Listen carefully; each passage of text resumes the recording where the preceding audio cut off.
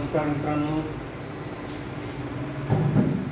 मी प्राध्यापक जयंत वासनिक आणि आपण आज BA TY या वर्गाकरिता भूगोल विषयामध्ये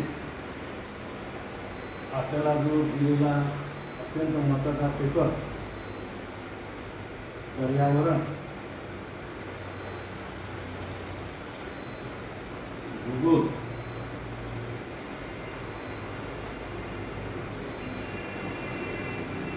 हा पेपर आपण अभ्यासासाठी घेतलेला आहे आणि मागच्या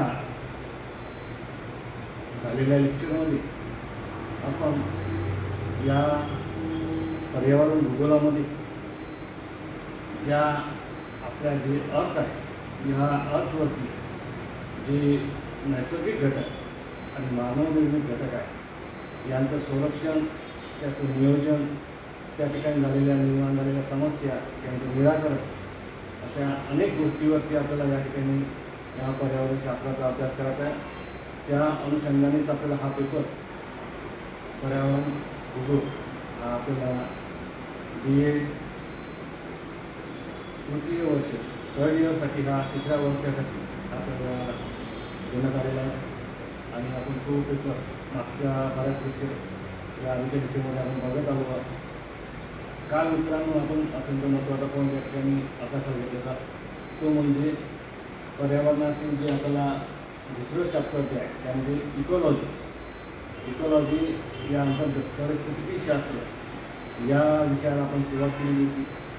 परिस्थितिकी शास्त्र यामध्ये आपण जे पृष्ठावर आपला ज्या अर्थ आहे आपल्या अर्थवरती आपल्याला असं दिसून येतं की या ठिकाणी अनेक गोष्टी ज्या आहे ह्या निसर्गाने निर्माण केलेल्या आहेत, ज्यामध्ये आपण बघतो की हवा असेल जे आपल्या पृथ्वीभोवती सर्वत्र एक वातावरण आपल्याला दिसून येते, तर त्यामध्ये हवा असेल, त्यामध्ये तापमान असेल, पर्जन्यमान असेल, जलावरण असेल, मृदावरण असेल, तर या अनेक गोष्टी ज्या आहेत ह्या अनेक गोष्टी ह्या निसर्गाने निर्माण केलेल्या आहेत आणि या निसर्गाने निर्माण केलेल्या घटक आणि मानवनिर्मित या सजीव घटक आपण बघतो की यामध्ये जलामध्ये चेतना नसते, मृदेमध्ये सुद्धा चेतना नसते, वातावरणामध्ये सुद्धा चेतना नसते,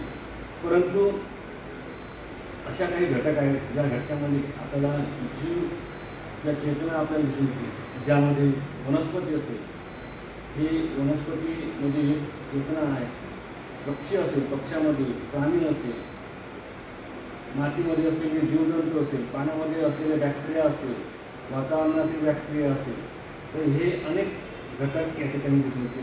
तर परिस्थिती शास्त्रामध्ये आपण बघतो की अचेतन किंवा अजैविक घटक ज्यामध्ये वातावरण असेल, हवा, त्यानंतर जल, मृदा, जलावरण, मृदावरण यासारखे घटक आणि या ठिकाणी जैविक ज्यामध्ये वनस्पती, प्राणी, सूक्ष्म जीवजंतू या दोघांचा सहसंबंध या परिस्थितिकी शास्त्रामध्ये आपण करत असतो।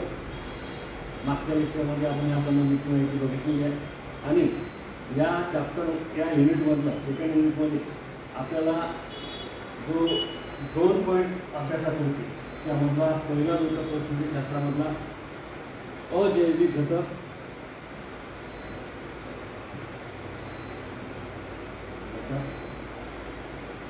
आणि दुसरं जैविक घटक।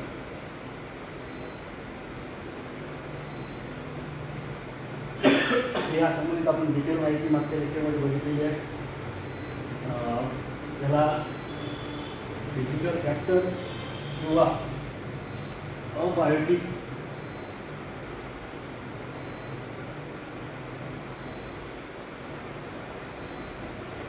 असे आपण म्हणतो, या फिजिकल फॅक्टर्स म्हणतो। आणि यामध्ये कालच्या लेक्चरला आपण एक तापमान हा तापमान घटक अभ्यासाला घेतला होता. या तापमान जे आहे आपण बघतो की आपल्या पृष्ठावरती या पृथ्वीचा जर आपण एकूण अभ्यास केला, अवलोकन केले, तर आपल्याला असं दिसून येते की या पृथ्वीवर जे काही आज आपल्याला सजीव सृष्टी दिसत आहे त्याचं महत्त्वाचं कारण म्हणजे काय की सूर्यापासून येणारे किरण, सूर्यापासून येणारी ऊर्जा, तापमान हे अत्यंत महत्त्वाचं आहे.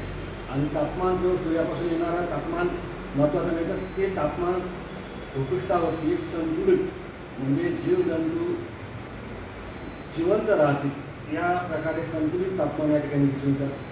खूप 50च्या वरचं खूप तापमान दिसत नाही, कारण का जास्त तापमान असल्यावर या ठिकाणी आपण बघू शकतो अनेक ग्रह आपल्या गॅलेक्सीमध्ये आहेत, परंतु काही ग्रहांचं तापमान हे अत्यंत कमी असल्यामुळे त्या ठिकाणी बर्फाच्छादित भाग आहे आणि तो गोठलेल्या स्वरूपात आपण त्या जीवजंतू आपल्याला दिसू शकत नाही. त्याचप्रमाणे काही तापमान हे 100, 150, 200 डिग्रीपर्यंत तापमान असणार, त्यामुळे त्या ठिकाणी सुद्धा जीवजंतू, वनस्पती, जैविक घटक हे दिसून येतात. पण चंद्रावरती जो आपण या ठिकाणी सुद्धा आपण बघतो की आपल्याला कोणत्याही प्रकारचे वातावरण त्या ठिकाणी नसल्यामुळं मानव या सजीवसृष्टी आपल्याला दिसून येत नाही. परंतु पृथ्वीवर एक महत्त्वपूर्ण तापमान जे संतुलित स्वरूपाचं तापमान आहे, ज्यामुळे आपल्या या अर्थवरती आपल्याला तापमान संतुलित असल्या कारणाने जीवजंतू हे दिसून येते. तर या तापमानाचा जैविक घटकावर कशाप्रकारे परिणाम होतो याचा अभ्यासाला आपण सुरुवात केली. यामध्ये आपण कालच्या लेक्चरला या तापमानामुळे ऋतूवर काय परिणाम होतो, त्यानंतर अक्षांशावर काय परिणाम होतो,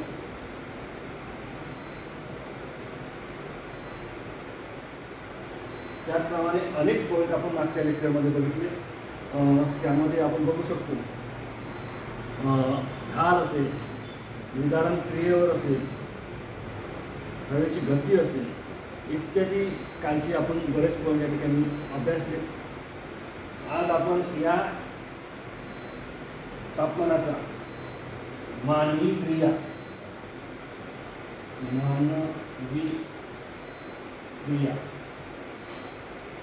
यावर कसा परिणाम होतो यासंबंधी सुद्धा आपण अभ्यास गरजेचं आहे. आपण बघतो की ज्याप्रमाणे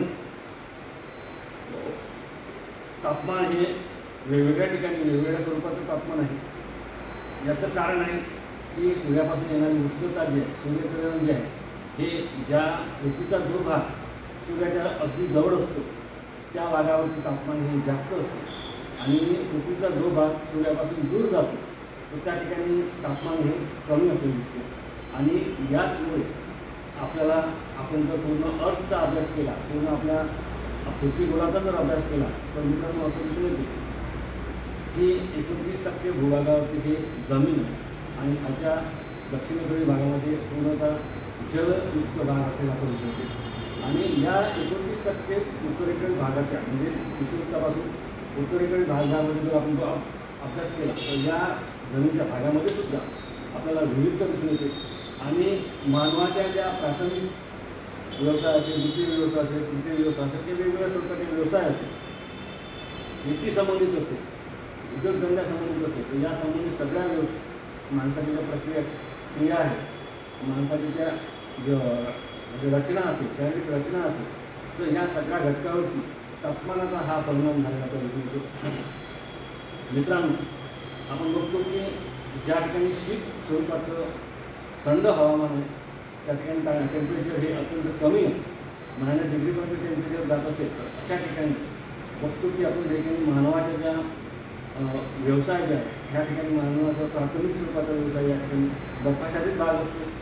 या ठिकाणी बर्फाच्छादित भाग असल्यामुळे शेती करता येत नाही आणि या ठिकाणी पशुपालन यासारखे व्यवसाय या ठिकाणी बऱ्याच ठिकाणी केले जाते. शरीर रचनेवर सुद्धा परिणाम या ठिकाणी झालेला आपल्याला दिसून येतो. या ठिकाणी जर आपण बघितलं तर उंच या पर्वतीय भागावरती ज्या ठिकाणी टेम्परेचर कमी आहे अशा शीत भागामध्ये जर आपण बघितलं तर या ठिकाणी पर्वतीय भागामध्ये हाईट कमी असते, काटक स्वरूपाचे मानव वस्ती या ठिकाणी वेगवेगळ्या स्वरूपाचे आपल्याला दिसून येते. त्याचप्रमाणे समशीतोष्ण कटिबंधीय प्रदेशामध्ये जर आपण आलो तर मित्रांनो या ठिकाणी वातावरण हे मानवाला अनुकूल आहे. आणि मानवाला या ठिकाणी अनेक शेती संबंधित असेल त्या वेगवेगळ्या स्वरूपाच्या या ठिकाणी प्राथमिक व्यवसायापासून तर चतुर्थ व्यवसायापर्यंत या ठिकाणी कामं केली जाते. आज आपण जर बघितलं मित्रांनो, आपल्या दैनंदिन जीवनामध्ये जर आपण बघितलं तर ज्या दिवशी अत्यंत उन्हाळा जर असेल किंवा तापमान हे अत्यंत जास्त असेल तर त्यावेळेस मानवाच्या द्वारे करण्यात येणारं काम जे आहे हे त्या गतीने होत नाही. परंतु तेच जर वातावरण समशीतोष्ण स्वरूपात असेल, सौम्य असेल, आल्हाददायक असेल तर त्या ठिकाणी काम करण्याचा या वेगवेगळ्या कामामध्ये या ठिकाणी उत्साह निर्माण झालेला आपल्याला दिसून येतो. कामाची गती ही वाढलेली आपल्याला दिसून येते. आज आपण बघतो की आपल्या अत्यंत पावसाळा असेल आणि त्या ठिकाणी जर तापमान अत्यंत कमी असेल तर या ठिकाणी सुद्धा आपण या ठिकाणी काम करू शकत नाही. परंतु सौम्य स्वरूपाचं वातावरण असेल तर शेतीची कामं असेल, कारखान्यातले असेल, औद्योगिक कारखान्यामध्ये असेल, वेगवेगळ्या ठिकाणी कामं असेल ते आपण चांगल्या प्रकारे करू शकतो. म्हणजे मानवाच्या काम करण्याच्या क्रियेवरती त्या मानवाच्या क्षमतेवरती सुद्धा या तापमानाचा एक परिणाम झालेला आपण दिसून येतो. त्याचप्रमाणे या ठिकाणी आपण पुढचा जर पॉईंट बघितला तर नागरीकरण. तर मित्रांनो, नागरीकरण म्हणजे काय तर आपण बघतो की प्राचीन काळापासूनच काही ठिकाणी अनेक छोटे मोठे उद्योग त्या ठिकाणी निर्माण होऊन आजूबाजूच्या प्रदेशातून लोक त्या ठिकाणी निवास करण्यास येतात. या ठिकाणी सगळ्याच प्रकारच्या सोयीसुविधा, वाहतुकीपासून मनोरंजनापासून तर प्राथमिक व्यवसाय ते मॅक्झिमम या ठिकाणी द्वितीय तृतीय व्यवसाय, चतुर्थ व्यवसाय श्रेणी या ठिकाणी नागरीकरणामध्ये शहरीकरण भागामध्ये केले जाते. या ठिकाणी शिक्षणाची सोय, प्रशासकीय बिल्डिंगा यासारख्या अनेक सुविधा या ठिकाणी असतात. तर मित्रांनो, तापमानाचा नागरीकरणावर सुद्धा परिणाम होतो. आपण बघू शकता ज्या ठिकाणी तापमान अत्यंत कमी आहे, -डिग्रीच्या खाली आहे अशा पर्वतीय भागामध्ये, उंच बर्फाच्छादित भागामध्ये शहराची संख्या ही नगण्य किंवा कमी स्वरूपाची असून दिसून येते. परंतु समशीतोष्ण कटिबंधीय असेल, समुद्राच्या ठिकाणी असेल, समुद्रकिनारी भागावरती असेल तर या ठिकाणी शहरीचा विकास खूप झालेला आहे. नागरीकरणाचा विस्तार मोठ्या स्वरूपात झाला आहे. मुंबईसारखे शहर असेल या ठिकाणी आपण बघतो की समशीतोष्ण स्वरूपाचं तापमान असल्यामुळे त्या ठिकाणी वाहतुकीसाठी वेगवेगळ्या सुविधा असल्यामुळे या ठिकाणी शहराचा विकास हा मोठ्या प्रमाणात झाला. ज्या ठिकाणी वाळवंटी प्रदेश आपण घेतला भारताचा, राजस्थानसारखा, तर आपल्याला असं दिसून येतं की या वाळवंटी प्रदेशामध्ये सुद्धा तापमान अत्यंत जास्त असल्यामुळे या ठिकाणी नागरीकरणावर शहरीकरणावर हा मोठा परिणाम होतो. म्हणजेच अत्यंत कमी तापमानसुद्धा करत नाही आणि अत्यंत जास्त तापमानसुद्धा आपल्याला गरजेचं नाही. सौम्य स्वरूपाचं तापमान जर असेल तर शहरीकरणावर सुद्धा मोठ्या प्रमाणात परिणाम झालेला आपल्याला दिसून येतो. आणि 8वा जो पॉईंट आहे तापमानाचा तो आहे औद्योगिकरण.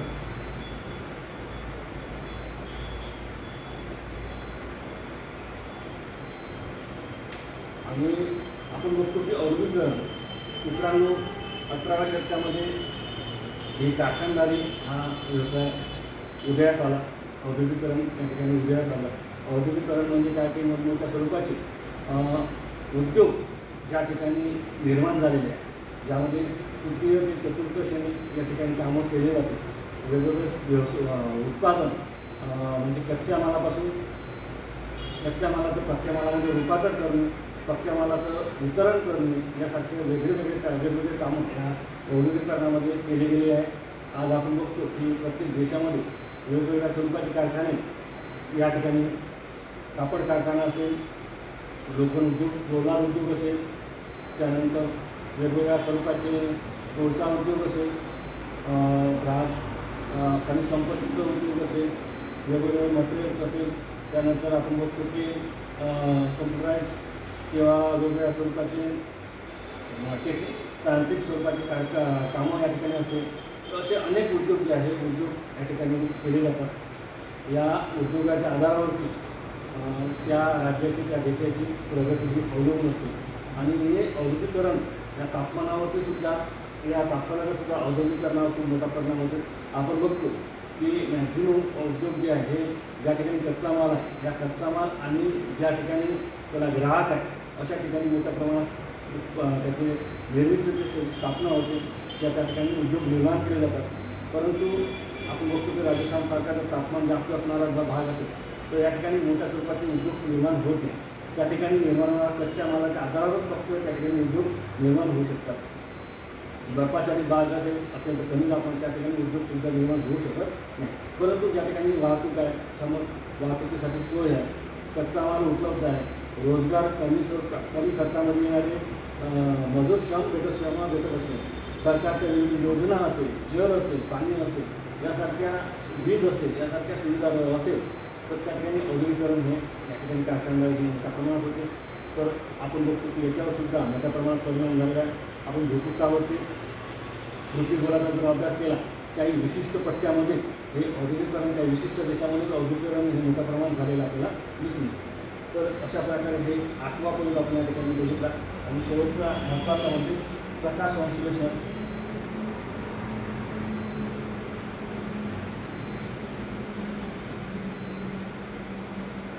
या प्रकाश आपण बघतो की हा जो पॉईंट आहे हा तापमानामधला सब पॉईंट म्हणून आपण या ठिकाणी अभ्यास करू शकतो. मित्रांनो, आपण बघतो की पृथ्वीला सूर्यापासून उष्णताचे प्रकाश भेटते. त्यानंतर आपण वेगवेगळे तारे असेल, वेगवेगळे घटक असेल, यापासून सुद्धा आपल्याला या ठिकाणी प्रकाश मिळतो. आणि हे सूर्यापासून येणारे किरण जे आहे हे प्रकाश संश्लेषण क्रिया ही मोठ्या प्रमाणात करते. जर ज्या ठिकाणी प्रकाश संश्लेषण क्रिया ही चांगल्या प्रकारे असेल, तर सूर्यकिरण जर चांगल्या प्रकारे पडत असेल तर त्या ठिकाणी वनस्पती ही सूर्यापासून येणाऱ्या सूर्यकिरण हे शोषून घेतात, आपलं प्रकाश संश्लेषणाद्वारे भोजन तयार करतात, ज्यामुळे वनस्पतीची वाढ विकास ही चांगल्या प्रकारे होते. मित्रांनो, आपण बघू शकतो की आपल्या पावसाळ्यामध्ये भारतामध्ये जर बघितली, आपल्या मराठवाड्याचा जर आपण विचार केला, जर आता 15 ते 20 दिवस झाले कंटिन्यू या ठिकाणी ढगाळ वातावरण आहे आणि ज्यामुळे सूर्याचे किरण हे भूपृष्ठापर्यंत पोहोचू शकत नाही.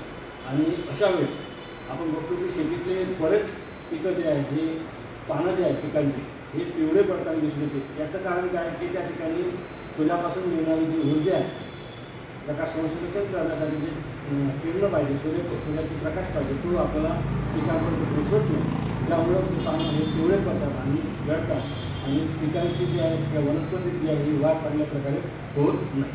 आता जेव्हा आपण जमिनीमध्ये एखाद्या पिकाचं बी लावतो आणि ते बी लावल्यानंतर जर त्या ठिकाणी त्याची वाढ होण्यासाठी, त्या पिकाचं अंकुर होण्यासाठी विशिष्ट स्वरूपाचं तापमान लागते, प्रकाश लागते.